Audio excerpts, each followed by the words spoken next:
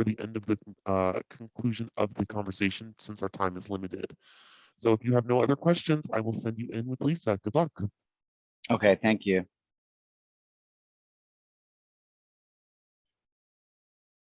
Hi, Hi, Lisa. Matt. How are you today?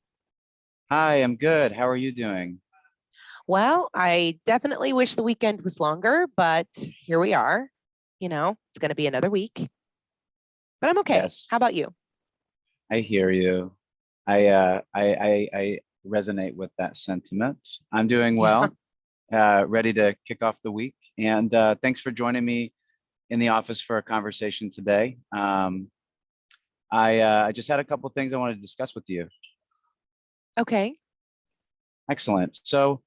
Um, so Lisa, so I want to talk specifically about a particular situation that I witnessed last week, and how you feel about the situation. So I witnessed um, you losing your patience with colleague Teo when trying to resolve a conflict in a conversation you were having. And I want to ask you how you feel like that situation went. Well, I mean, Teo dropped the ball pretty badly, and I picked it up and I made us look good, which is great. And I'm fine for the team. I'm a team player, but I will say that it was a big inconvenience to have to try and A, flag him down, and then when I couldn't find him, B, do the work for him. That was a day lost that I could have been working on other things. So I was pretty frustrated. So I could see why it looked like I was losing my patience with him. I can understand that is frustrating when your teammate drops the ball. You have to pick up the slack and do extra work. So I can understand how frustrating that could be. I uh, I want to ask you though, do you feel like you handled the situation with him in the best way that you could have? How do you mean? So the way that you responded and talked with him, your tone of voice in the conversation when he was being frustrating and you were trying to get that point driven with him, uh, do you feel like that behavior was appropriate? Did you notice how that might have impacted some of your teammates that were listening?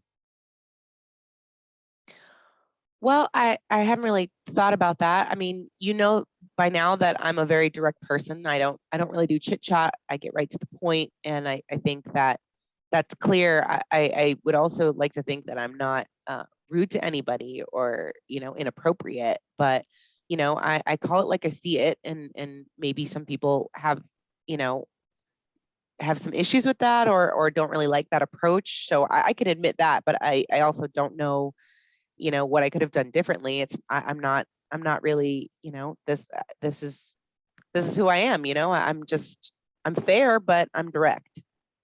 And that so being fair and being direct are great qualities. I'm not going to say that they're not. But the way that you deliver your words, the way that you approach the situation can be improved upon. And I want you to be aware that that situation, the way that you behave, did impact those around you. And so I want to talk with you about how we could work on maybe improving your delivery. We're not going to change the way you are, who you are, but how that you might be able to better deliver your message to your peers, and also in addition to that, how we can meet with Teo, or if you can share some more specific feedback with me that I might be able to go and share with him if you're comfortable, so that we can work through some of the issues that are causing the problem itself.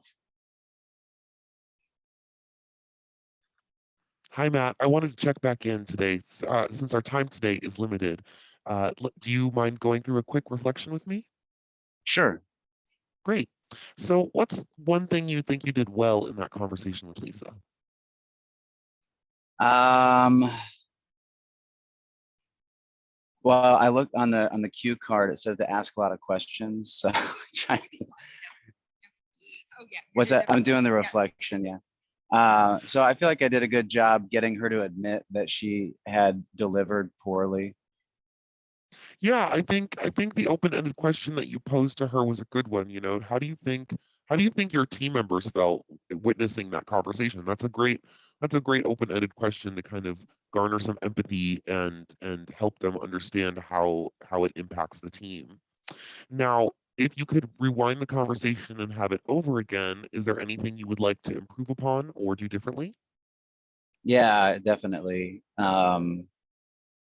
I don't know. I'm trying to think of a specific thing, just reflecting back, but for sure, going through the conversation, I feel like I'm trying to formulate thoughts and words quickly in my head, and then you see the body language and you start like, oh, did I say that thing wrong? Yeah. So yeah. Well, I think that's totally all right, and hopefully you can watch this video back and look at it and kind of form a little bit more of an opinion on what you'd like to do differently.